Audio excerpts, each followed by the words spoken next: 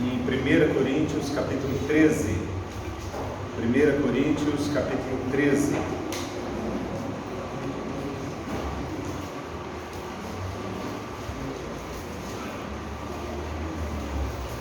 Estamos comemorando então 115 anos de existência aqui na cidade de Conchas.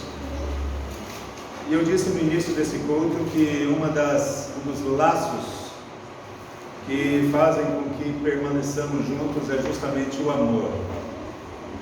Ao longo desses anos todos, mais de um século, é esse elemento que tem sustentado essa igreja, e evidentemente não apenas essa, quanto instituição local, mas toda a igreja do Senhor.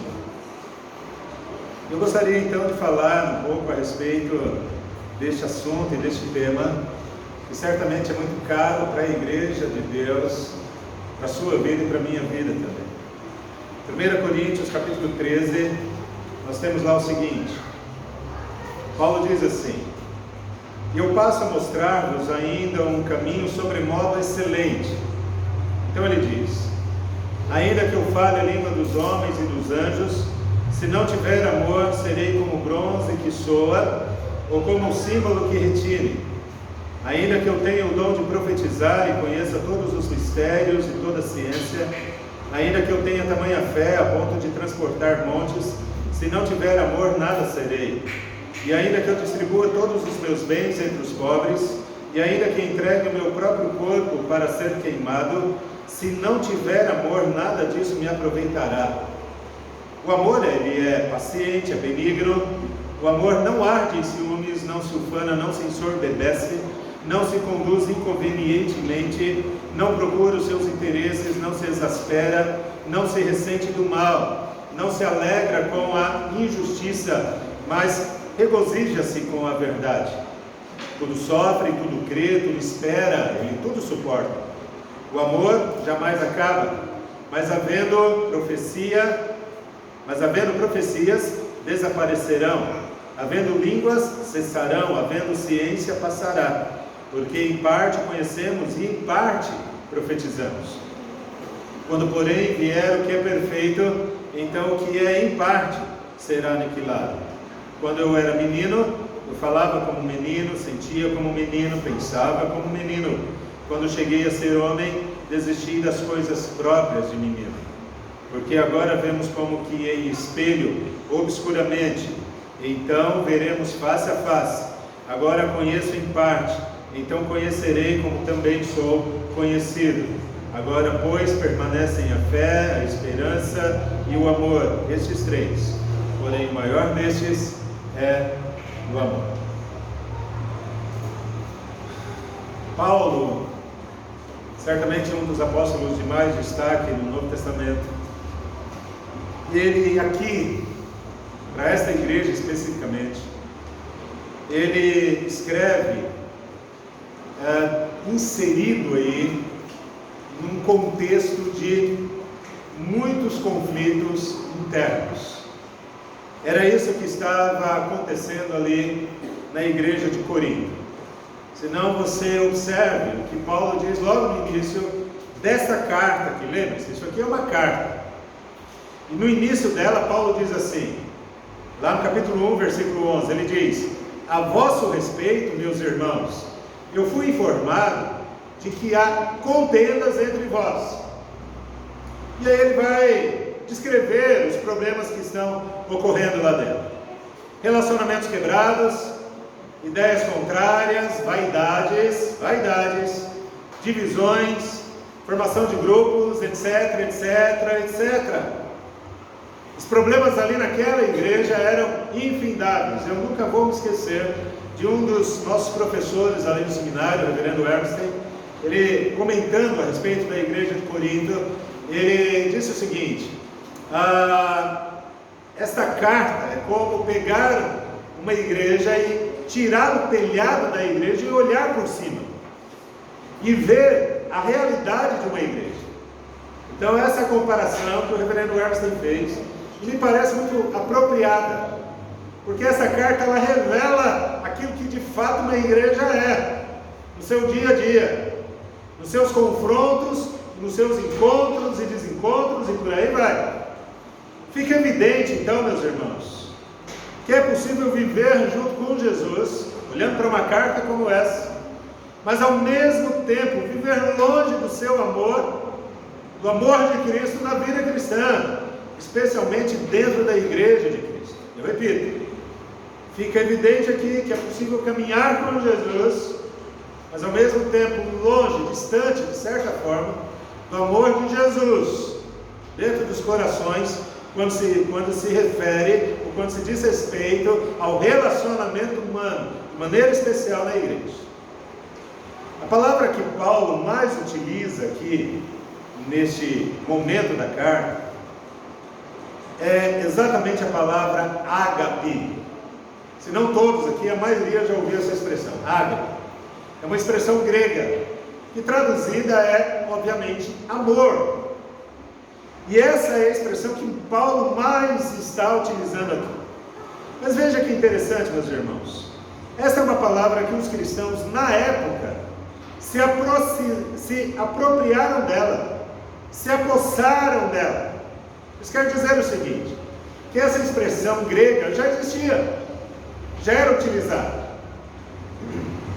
Essa expressão não foi uma invenção dos crentes, ou dos cristãos da época. Essa palavra já existia. Antes de Cristo, não havia, na verdade, ali no grego, o sentido que os cristãos deram a essa expressão. Até então, ágape não era, eu diria aqui, a forma mais sublime de amar. A palavra, atenção, significava amor, mas não nesse sentido que os cristãos passam a dar agora.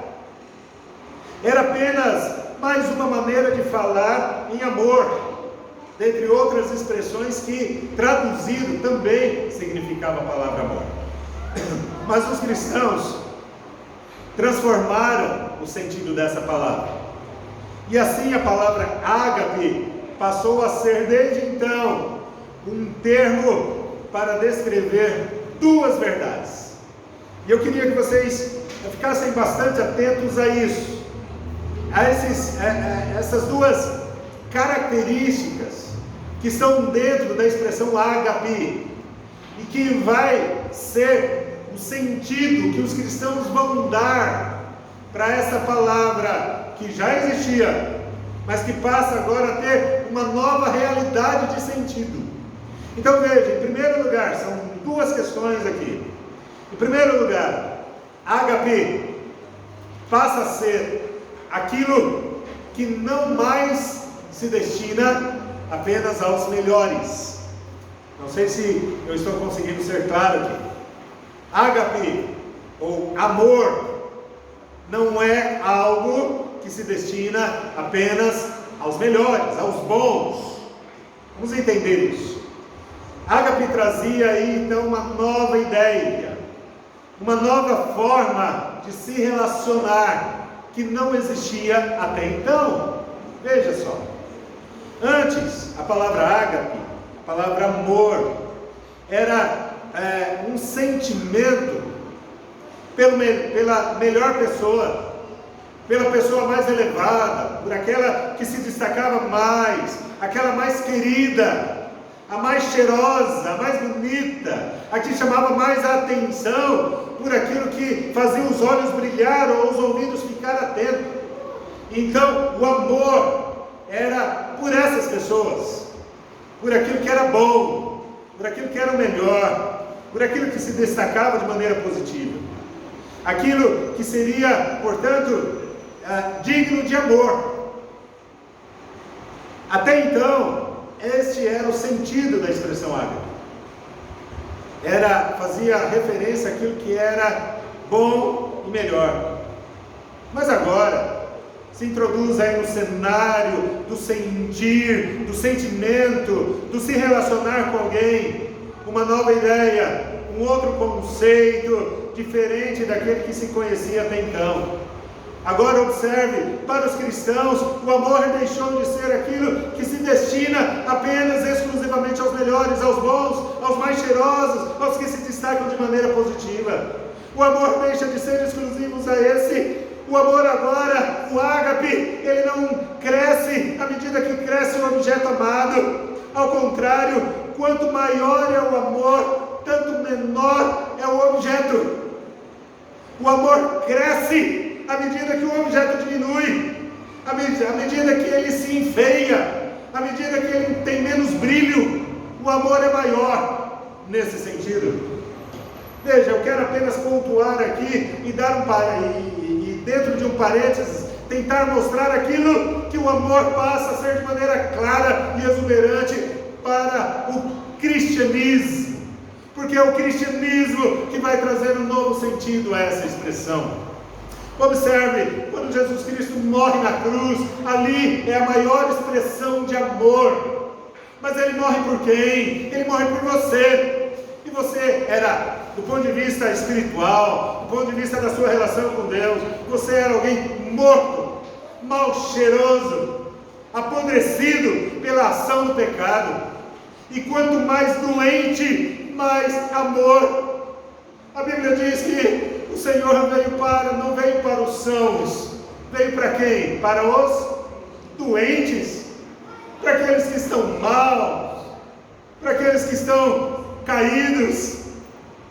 É para esses que o amor se direciona. E é esse o sentido que está sendo dado agora pelos crentes, pelo cristianismo, pelos cristãos. Maior é o amor quando se consegue amar pessoas não amadas, quando se consegue amar pessoas não queridas, pessoas impossíveis de se conviver. Maior é o amor quando isso acontece. Maior é o amor quando se consegue amar aqueles que são traidores, aquelas pessoas de sexo venal, ou seja, aquelas pessoas que vendem o seu corpo. Maior é o amor quando se consegue amar aqueles que são marginalizados, dependentes químicos, aqueles que talvez estejam fora do padrão estético dos nossos dias ou de qualquer época. Quando se consegue amar aqueles que são marginais ou os difíceis de se tolerar, aquelas pessoas que são absolutamente ranzinzas. Quando se consegue amar aqueles que são mesquinhos, aqueles que são adversários políticos, aqueles que são adversários familiares dentro da família, talvez familiares desonestos, ou enfim, aqueles que não têm noção nenhuma. Talvez você conheça gente assim, sem noção, mas consegue amar essas pessoas. O amor é com essas. O amor é para essas. O amor é direcionado para esses. Vem Jesus, vem o Espírito Santo, vem a igreja e transforma o sentido dessa palavra. A igreja, portanto, gera uma nova ideia sobre ágape, dá um novo significado para essa palavra. A igreja, meus irmãos, faz da cruz de Jesus a afirmação maior desse amor. Porque é na cruz, como eu disse há pouco, onde o amor se expressa na sua plenitude, na sua grandeza e na sua maior sublimidade. É lá da cruz, meus irmãos, é lá da cruz que Deus ama aqueles que os homens não amam. É lá da cruz que Deus ama os que não se amam. É lá da cruz que Deus ama os que não merecem ser amados. De quem que nós estamos falando aqui? De nós mesmos. É lá da cruz que Deus nos amou, sem que nós merecêssemos, sem que eventualmente nós mesmos nos amássemos, ou que eventualmente não fôssemos amados. É lá da cruz que fomos amados. É na cruz que o amor é ágape, é na cruz que nasce o amor. É por causa da cruz que essa nova ideia surge e brota. É na cruz, meus irmãos, que surge um novo significado para a palavra amor. É lá na cruz. É lá na cruz. Essa é a primeira consideração que eu faço aqui, a partir da expressão ágape, que está surgindo agora com um novo sentido. Mas nós temos uma segunda questão aí a respeito dessa expressão. Ágape, amor, é algo que constrói. Veja, a expressão aqui talvez seja um pouco rebuscada, mas a gente vai entender isso melhor. Ágape constrói a teologia de um novo homem, constrói um ser novo, constrói uma maneira nova, renovada de se relacionar com o Criador. É isso que Ágape faz, é isso que o amor faz. Veja, com esta palavra, meus irmãos, nascem homens novos, nascem mulheres novas, nascem pessoas novas, nascem homens e mulheres que querem ser o reflexo do amor de Deus nessa terra, nascem pessoas que querem ver, enxergar a vida como Deus vê. Por causa do amor, nascem homens e mulheres que querem amar com a mesma qualidade e intensidade que Deus ama. Nascem novas pessoas com uma nova maneira de enxergar a vida, com um novo jeito de ser, de falar, de agir, com uma nova maneira de tomar decisões, com um novo jeito de se relacionar. Mas vejam, meus irmãos, Ágape não introduz, portanto, apenas uma ideia nova, mas um novo homem neste mundo, um mundo que está velho e cansado. O amor introduz homens novos aí, no mundo velho e cansado pelo ódio, velho e cansado pelas desavenças, e cansado do egoísmo humano. O amor faz homens novos nascerem nesse mundo velho. A partir daí, então, Paulo, que vinha escrevendo aqui, vinha ensinando sobre os dons espirituais, afinal de contas, é exatamente esse o contexto em que Paulo começa a falar sobre o amor.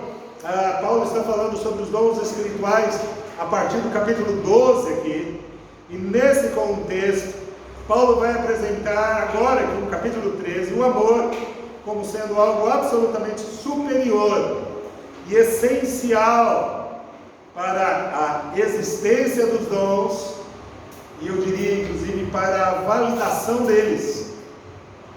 Ou seja, em outras palavras, Paulo fala da existência dos dons.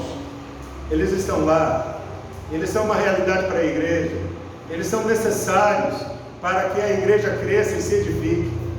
Mas Paulo vai dizer, existe algo superior a isso, existe algo maior do que os dons, é o ágape, é o amor. E sem amor, os dons não existem, e sem o amor, eles não têm validade alguma. Essa é a ideia. Mas é interessante aqui, meus irmãos, notar que aquela igreja, até aquele momento, até aquele instante, aquela igreja estava absolutamente empolgada exatamente com os dons de línguas, de profecias, de interpretações, com o dom da fé. Aquela igreja estava deslumbrada com os doutores da religião ali. Mas então Paulo vem e diz, o amor é maior que todos os dons. E aí vamos olhar aqui rapidamente para o verso 1, 2 e 3. No verso 1, Paulo diz lá o seguinte, ainda que eu fale a língua dos homens e dos anjos, está falando então aí das línguas estranhas, se não tiver amor, eu serei como bronze que soa, ou como um símbolo que retine. O que Paulo está dizendo?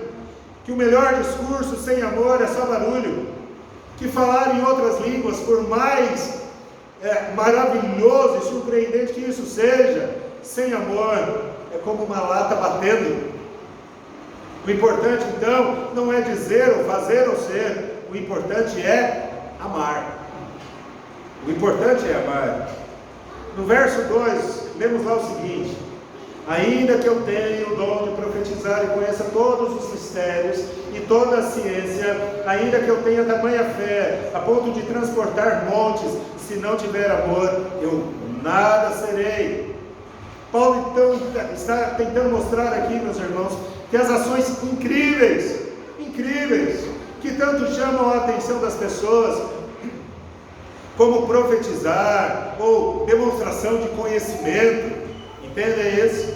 Aquela pessoa que parece conhecer tudo, de qualquer assunto. ou então a demonstração de uma grande fé. Tudo isso, profecia, demonstração de conhecimento, uma fé intensa e profunda, pelo menos a demonstração a respeito, sem amor. Todas essas coisas podem fazer muito por outras pessoas, mas nada pode fazer por nós. Veja como Paulo diz, veja o que Paulo diz no finalzinho do versículo 2. Ele diz: se não tiver amor, eu nada serei. Não vai ter validade nenhuma para mim. Não vai me acrescentar absolutamente nada. Pode causar algum efeito nos outros, mas em mim absolutamente nada. E no versículo 3, Paulo diz: e ainda que eu distribua todos os meus bens entre os pobres, e ainda que entregue meu próprio corpo para ser queimado, se não tiver amor, nada disso me aproveitará. Absolutamente nada. Portanto, ações de misericórdia, atos de caridade, atos de dedicação ao outro, por mais admiráveis que sejam essas ações, sem amor não trará qualquer benefício pessoal válido, de novo, agora, diante de Deus. Não terá. Atos assim produzem no máximo uma sensação gostosa no coração. Estão entendendo o que eu estou dizendo? Ajudar pessoas, colaborar com alguma coisa que vai fazer bem para alguém. Eu, hoje, coincidentemente, eu não consigo me lembrar do nome desse personagem que ficou muito conhecido, um apresentador de jornal, de telejornal, e que faleceu recentemente com câncer. Tinha lá um jeito diferente de falar, uma voz diferente, eu não consigo me lembrar o nome dele. Mas aí, ele, numa entrevista para alguém, ele disse algo mais ou menos assim: olha, o importante é fazer bem para as pessoas. Nós não estamos aqui nesse mundo para outra coisa a não ser para isso, fazer bem às pessoas. E aí todo mundo aplaudiu, e ele chorou. Veja, é muito bacana, é muito bonito, é belo esse discurso, e realmente é legítimo o auxílio a outras pessoas. Mas veja, eu repito, ações assim podem produzir no máximo uma sensação gostosa no coração, mas observe, apenas uma sensação. Uma sensação, eu diria inclusive passageira, momentânea, porque a seguir o vazio da alma vai retornar e tudo terá que começar de novo, para alimentar esse sentimento que de alguma forma faz a pessoa continuar a viver ali. Haverá, eu disse e repito aqui, utilizando inclusive o exemplo que eu dei há pouco, ações de caridade, de bondade, vai gerar eventualmente aplausos, mas você continuará oco, porque Paulo vai dizer aqui no finalzinho do versículo 3, se não tiver amor, nada disso me aproveitará. Nada disso me aproveitará. Depois, portanto, meus irmãos, de Paulo apontar a prioridade, isto é, aquilo que realmente vale para Deus, aquilo que realmente tem importância para o Senhor, Paulo passa a descrever o que é o amor. O que é o amor? Alguns que estão aqui estiveram no domingo passado e vão se lembrar que eu preguei naquele texto onde Jesus pergunta a Pedro: tu me amas? E faz essa pergunta 3 vezes. E a ideia ali final é: o que importa para Jesus, em última análise, é quanto os seus servos o amam, o quanto estão dispostos a ir até a última consequência por Ele. Nós vimos isso no domingo passado. E aqui nós temos hoje, de novo, novamente, a ideia da importância do amor por Deus, do amor do coração, que está acima de qualquer outro aspecto na vida cristã. Outro aspecto. Você tem dons, você tem talentos, você tem habilidades, e isso é muito bom. E se você já está usando para a glória do Senhor, parabéns, é isso mesmo que deve fazer, que você deve fazer e deve continuar. Mas você não pode se esquecer que o amor deve permear tudo isso que você vem fazendo, ou quem sabe, tudo aquilo que você pretende fazer. O amor por Jesus, o amor por aquelas pessoas que estão ali. Porque senão, nada daquilo que você estiver fazendo ou vem fazer terá validade. Então Paulo vai mostrar agora de maneira mais específica o que é o amor. De que amor ele está falando? De que amor? E aí, há duas formas de Paulo se expressar aqui. Ele vai dizer, em primeiro lugar, aquilo que o amor não é e aquilo que o amor não faz. E depois Paulo vai dizer aquilo que o amor é e aquilo que ele faz. Então, primeiro, aquilo que o amor não é e aquilo que o amor não faz. No verso 4, Paulo vai dizer o seguinte: o amor não arde em ciúmes. Essa é a primeira coisa, ou seja, o amor não se incomoda com o sucesso dos outros, o amor não tem dor de cotovelo por causa da casa ou da roupa do outro, por causa daquilo que o outro tem. O amor não fica de olho na grama do vizinho que parece ser mais verde do que a sua. O amor não arde em ciúme, o amor não é ciumento. Segunda coisa que o amor não é, ele não se ufana, versículo 4 aí. Ou seja, o amor não se acha, não se incha por causa do seu próprio sucesso. O amor não anda de salto alto. Terceira coisa, ainda no verso 4, o amor não se ensoberbece, ou seja, o amor não é algo soberbo. Ele não diz para si mesmo: eu sou o bom, eu sou o tal, eu sou o melhor. O amor não faz isso. Ainda agora no versículo 5, o amor não se conduz inconvenientemente, ou seja, o amor evita aquilo que é vergonhoso, aquilo que vai causar constrangimento. O amor evita isso. E Paulo continua ainda no versículo 5: o amor não procura os seus interesses, ou seja, o amor não é algo egoísta. O amor não pensa em si mesmo ou em si próprio. O amor tem um olhar para o outro, para fora, não para dentro. Ele continua no verso 5: o amor não se exaspera. Não se exaspera. Ou seja, o amor, ele não é aquele elemento do não me toque, não toque em mim. O amor, ele não é algo que, não é aquilo que se ofende facilmente. O amor não é algo irritadiço. Sabe aquelas pessoas irritadiças? Sabe aquele ambiente assim? O amor não é isso. Inclusive, e a gente pode até fazer um parênteses aqui, nós podemos definir aqui a diferença entre amar e se apaixonar. Amar e se apaixonar. Quando se está apaixonado, normalmente há muita sensibilidade. Qualquer coisinha, ai, ui, eu não quero mais. Você, aquela coisinha, apaixonado.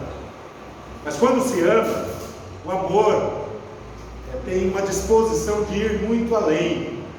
E é nesse sentido que o amor não se exaspera, ele não fica irritado, ele não é sensível demais. Mas Paulo continua, veja no versículo 5 ainda: o amor não se ressente do mal. A ideia aqui do grego é que o amor não é algo maldoso, não é algo malicioso, não tem isso no amor. E finalmente, o amor, no versículo 6, não se alegra com a injustiça. O amor, portanto, ele não aceita as injustiças, sejam elas quais forem, sociais, públicas, sejam elas quais forem. O amor não se alegra com a desonestidade, com a corrupção. A alegria do amor, meus irmãos, é a vitória da verdade. É por isso que Paulo diz, lá no versículo 6, lá no finalzinho: o amor se regozija com a verdade. Ele tem prazer nisso. Então veja, o amor, ele não é essas coisas e não faz essas coisas. Mas o que o amor é? O que o amor faz?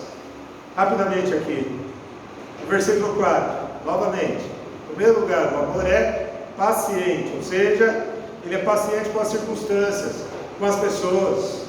Ele também, no versículo 4, o amor é benigno, e é benigno com aqueles que o maltratam, que magoam, que fazem mal. O amor é benigno, ele responde assim. No versículo 7, Paulo vai dizer que o amor tudo sofre, ou seja, ele não recua diante do sofrimento, o amor encara a dor. O amor faz isso. No versículo 7, o amor tudo crê, ele vê o melhor nos outros, ele tem fé nas pessoas. O amor, atenção meus irmãos, é otimista. O amor tudo espera, lá no versículo 7. Ele olha para o futuro e espera a vitória. Ele não aceita o fracasso de maneira pacífica. E finalmente, o amor tudo suporta. O amor sabe que precisa suportar tudo, e por isso ele não para. O amor continua sempre avançando, continua sempre caminhando, continua sempre andando. O amor, ele não é e não faz algumas coisas, mas por outro lado, o amor é e faz algumas outras coisas. Ao fim, então, Paulo vai mostrar a consequência do amor de Deus na vida dos homens. Finalmente, Paulo vai dizer, em outras palavras, que o amor, agora observe isso, meus irmãos, porque Paulo está fechando aqui o seu raciocínio. Paulo vai dizer, em outras palavras, que o amor é a única força capaz de transformar meninos em homens.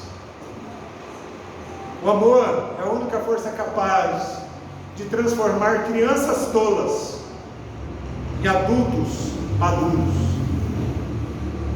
Lá no verso 11, Paulo diz assim: quando eu era menino, eu falava como menino, eu sentia como menino, e eu pensava como menino. Mas por causa do amor, por causa disso, ele diz: quando cheguei a ser homem, eu desisti das coisas próprias de menino. Por causa do amor, ele se tornou um homem maduro, responsável, consciente daquilo que é, daquilo que precisa ser e fazer. O amor produziu isso. Não apenas produziu um novo homem, que no início da sua carreira cristã era de fato como um menino, se comportava como um menino. Veja que Paulo está escrevendo uma carta a Corinto, a igreja de Corinto, e lá no início dessa carta, você vai se lembrar disso, no início da carta, Paulo vai dizer: olha, vocês estão agindo como crianças, vocês estão agindo como crianças, e Paulo vai dizer que a evidência dessa criancice deles estava no comportamento deles, no relacionamento que eles mantinham uns com os outros, e no relacionamento que eles mantinham com Deus. Mas a diferença agora, a despeito de ser uma igreja possuidora de muitos dons, Paulo vai dizer que a diferença está no amor, e é o amor que vai produzir maturidade naquela igreja, porque é o amor que produziu maturidade nele. Ele agia como menino, mas agora não era mais. Ele era uma criança, mas deixou de ser. E por quê? Por causa do amor que ele entendeu e compreendeu e passou a viver por ele, com essas características iniciais negativas que foram apresentadas aqui, mas também positivas que igualmente foram colocadas por ele. Paulo passou a ser um homem maduro. Veja, você pode eventualmente participar de diversos cursos bíblicos que podem ser feitos. Você pode ser assíduo na escola bíblica dominical. Você pode ouvir diversas pregações, mas se não aprender a amar, vai continuar a ser um menino crônico, uma criança eterna. É isso que vai acontecer. Só o amor faz do homem um ser maduro. Só o amor acelera o processo de desenvolvimento, de amadurecimento na vida. Ouça comigo o que mesmo Paulo diz numa outra carta, quando ele escreve ali a igreja de Éfeso. Paulo diz lá o seguinte, duas coisas ele diz: até que todos cheguemos, lá no capítulo 4, versículo 13, ele diz: até que todos cheguemos à perfeita varonilidade, à medida da estatura da plenitude de Cristo. Paulo está escrevendo isso à igreja de Éfeso. a perfeita varonilidade, estatura da plenitude de Cristo. Na mesma carta, um pouco mais à frente, ele vai dizer: sede, pois, imitadores de Deus como filhos amados, e andai em amor. Olha a expressão de novo aí: andai em amor, como também Cristo nos amou, e a si mesmo se entregou por nós. Qual é a questão de Paulo da igreja de Éfeso? Amor. E é o amor na prática que vai ser a evidência da maturidade daqueles crentes. Paulo está falando para uma igreja aqui em Corinto, uma igreja cheia de crianças na fé, que precisavam amadurecer. E o elemento que vai fazer toda a diferença, que faria toda a diferença, era exatamente o amor. Eu quero terminar aqui então, meus irmãos, esta minha fala nessa noite. Nós temos aqui falado muito a respeito de amor. As igrejas evangélicas falam muito a respeito disso. E nós não somos diferentes. Mas chegou talvez a hora de colocar isso em prática. Portanto, de amar. Amar. Ame, portanto, de verdade, todos os que te cercam. Amemos os nossos irmãos em Cristo. Amemos de verdade os nossos familiares, amemos os nossos amigos. Mas façamos isso de coração. Façamos isso como Jesus Cristo amou. E como é que Ele amou? Ele amou até o fim. Ele amou até o fim. Até as últimas consequências. O resultado de amar como Cristo amou, qual é o resultado disso? Uma vida que vale a pena de fato ser vivida. O Senhor nos ajude a compreender isso e a viver esse amor. Que Deus nos abençoe. Amém. Amém. Nós vamos